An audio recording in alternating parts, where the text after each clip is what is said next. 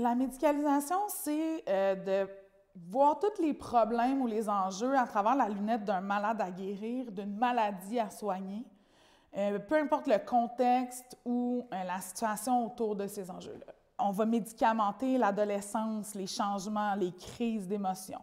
On va aller donner des antidépresseurs pour un deuil, pour une peine d'amour. On va aller donner des diagnostics de TDAH, de la médication pour le TDAH, des traitements dans tous les cas où est-ce qu'un jeune vit des difficultés au niveau de la concentration puis l'école, sans évaluer souvent qu'est-ce qu'il y a autour. Bien, mettons que tu ne sais pas qu'est-ce que tu vas manger à soir ou tu vas dormir demain, puis qu'on te donne de la médication pour l'anxiété ou qu'on te donne un suivi médical pour de l'anxiété, une psychologue qui traite ton anxiété. Si tu n'as toujours rien à manger demain, tu vas toujours vivre de l'anxiété. Il y a des enjeux externes qui affectent notre état mental, notre santé mentale, notre bien-être. Une grande majorité des jeunes qui militent au mouvement ont des diagnostics et prennent de la médication. En fait, ce que nous, on questionne, c'est la vitesse à laquelle ils sont donnés. C'est le manque d'information qui est partagé. C'est le fait que c'est la première solution et dans beaucoup de cas, la seule qui est utilisée pour adresser les enjeux ou la détresse que les gens vivent. Donc, la médication, les diagnostics, ça fait partie des options qui sont disponibles. Il y a des avantages, sont nécessaires dans plein de cas. Par contre, ce n'est pas la seule chose, puis ce n'est pas tout le monde qui a besoin de la même chose. Mais la santé mentale, c'est un enjeu qui est plus large que juste un dérèglement biochimique dans ta tête.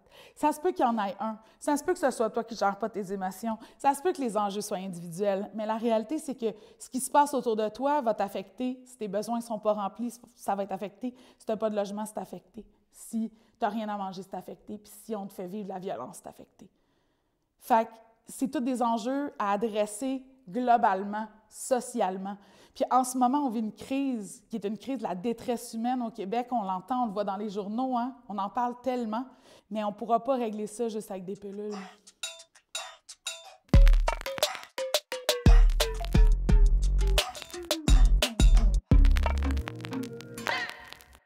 La médicalisation, c'est une approche qui est utilisée par le système scolaire pour pallier aux difficultés scolaires, comportementales, des difficultés d'apprentissage que peuvent vivre les jeunes.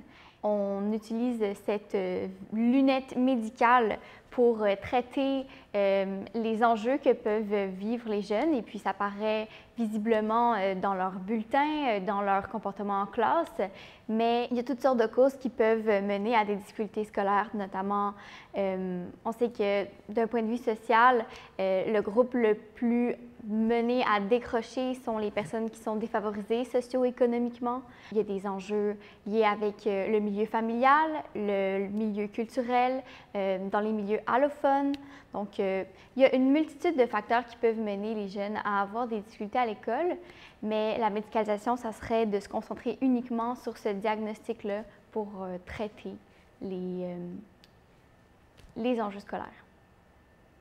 J'ai commencé au primaire, après que ma mère trouvait qu'il y avait quelque chose, elle a été voir le médecin, puis tout ça, puis l'école elle trouvait que c'était une bonne idée d'aller chercher de l'aide. Ritalin qui m'ont fait essayer pour que je sois plus concentré, calme en classe, mais ça m'apportait plus de stress qu'autre chose, vu que c'est comme un stimulant. Ça m'aidait au point de vue de mes notes, mais ça m'aidait pas au point de vue comportement. Fait qu'il essayait comme plus fort, puis il essayait plus avec la médication que plus large. J'ai pas vraiment vu comme d'autres spécialistes comme psychosociaux. C'était vraiment plus une approche médicale qu'autre chose. Aller à l'école, il faut apprendre des choses. Il y a un groupe de différents individus qui doivent apprendre ensemble à un rythme commun le plus possible. Puis quand il y en a qui se détachent de ce rythme-là, bien, il faut trouver des façons de les aider. On veut le faire le mieux possible, mais il y a beaucoup de facteurs qui pèsent depuis des années sur le système scolaire au Québec. On sait qu'il y a une grande pénurie du personnel enseignant, du personnel de soutien comme les psychoéducateurs, les orthopédagogues. Toutes ces personnes-là qui soutiennent les jeunes qui en ont besoin, bien, on a de plus en plus de difficultés à les retrouver dans les écoles, à les voir. Il y a toutes sortes de pressions externes sur le système scolaire qui ajoutent à cette pression sur le personnel pour accélérer le rythme de rattrapage du retard pour ceux qui ont des difficultés à l'école. Donc, c'est sûr qu'à ce moment-là, la médicalisation de ces enjeux-là de retard des jeunes peut arriver comme une solution plus rapide, plus facilitante, alors que de prendre le temps de s'asseoir avec le jeune, de regarder le contexte dans lequel il se trouve, son entourage, ses problèmes, ses forces, ses intérêts, ça prend plus de temps, c'est plus difficile. Quand il y en a beaucoup qui ont de la difficulté dans la classe, c'est autant de personnes à aider puis prendre le temps d'aider. Donc, c'est sûr que les écoles telles qu'elles sont en ce moment, c'est difficile pour elles de rattraper chacun des individus qui ont de la difficulté. Donc, c'est sûr qu'à ce moment-là, on voit le phénomène s'intensifier.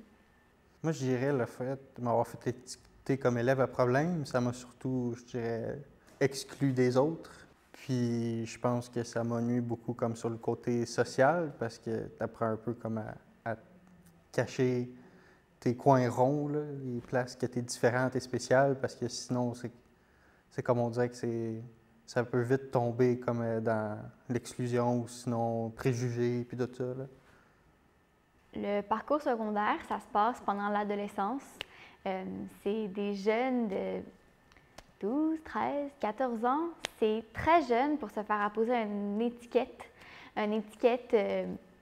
inadéquate, se faire mettre dans des classes à part avec d'autres inadéquats. Au niveau plus macro, on remarque depuis les dernières années une augmentation marquée des diagnostics et de la prise de médication chez les élèves du secondaire, que ce soit pour les TDA, TDAH, troubles d'anxiété, dépression. Ce qui veut dire que dans les dernières années, on remarque une augmentation de la détresse psychologique chez les jeunes aussi, une détresse marquée. Puis, on peut se demander en tant que société, ça soulève une vraie question. Est-ce que la jeunesse d'aujourd'hui est véritablement moins adaptée à la société, au cadre scolaire, ou est-ce que ce n'est pas plutôt le système scolaire qui pousse les jeunes vers cette plus grande détresse-là? Qu'est-ce que j'aurais aimé, c'est plus d'ouverture et d'écoute de la part du personnel de l'école. On me voyait plus comme un problème qu'un ensemble, puis parfois on essayait plus de sortir l'eau qui rentre dans le bateau que de réparer le trou. La médication, ça peut aider, mais des fois ça peut nuire.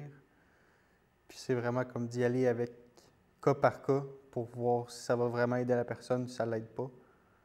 Au-delà de la médicalisation, il y a d'autres lunettes qu'on pourrait prendre pour regarder les problèmes, les enjeux que vivent les jeunes dans le système scolaire. Il y a une approche globale qui doit être faite, c'est-à-dire de regarder le jeune dans son environnement, dans son milieu, dans ses relations. L'école seule ne peut pas nécessairement arriver à répondre à tous les besoins de tous les jeunes. Et c'est là que ça devient important, la collaboration entre l'école, la famille et les organismes communautaires qui sont dans les milieux de vie de ces jeunes-là, de ces familles-là, pour que les jeunes puissent s'épanouir et puis ça de façon plus égalitaire que ce qu'on voit actuellement.